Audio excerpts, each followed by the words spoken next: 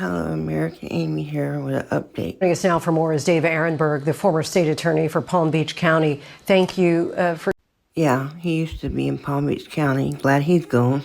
Joining us. So in that letter just mentioned in Kana Whitworth's story there, prosecutors said that the defense approached the state last week to ask for a plea deal offer. What might have led to this finally happening, especially so close to the trial? Well, Lindsay, it was definitely a victory for the defense because there was a good chance that Kohberger was going to get the death penalty. And I'm a bit surprised that this deal was entered into, especially when you saw the reaction from the Gonzalez family, who were outraged by it. They seem to be blindsided themselves by it. That's never a good look for prosecutors. So as far as what caused it, well, the judge ruled against the defense on a couple of key motions. They didn't let the defense have an additional delay. So that was a big deal. I think the defense said, I thought that they couldn't go to trial this quickly. And also, they didn't allow the defense to have a third-party culprit defense, which means to point the finger at some unknown real killer, which was always going to be bogus. But why did the prosecution enter into it?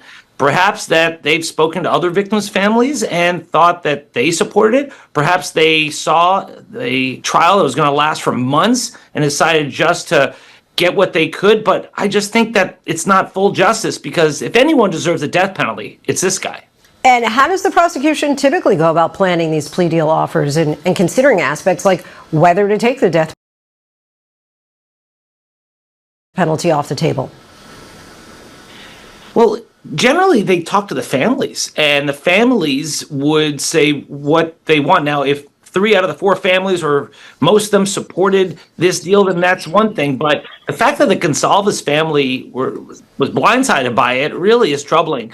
And as far as other questions, other considerations, well, they would say, how long is the trial? What are the chances at trial? Do we want to put the witnesses and the victims' families through a trial? There's all these considerations, but I see it as a former prosecutor that they got this guy dead to rights. They had his DNA on the scene. They have an eyewitness on the scene that say, yeah, the killer looks like that guy. They have the car that he drove. They have his phone records. They had him, and I think they would have gotten the death penalty. So I'm not sure why they entered into this deal. I'm surprised too, and I'm hoping we'll get answers. Do families generally want to avoid trial?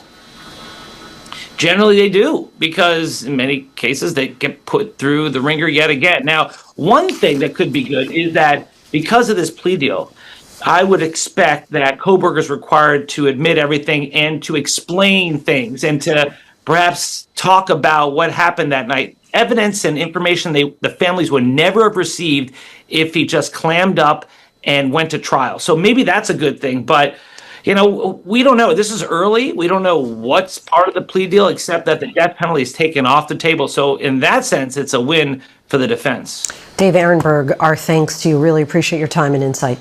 Definitely an interesting move. Rest in peace to the victims.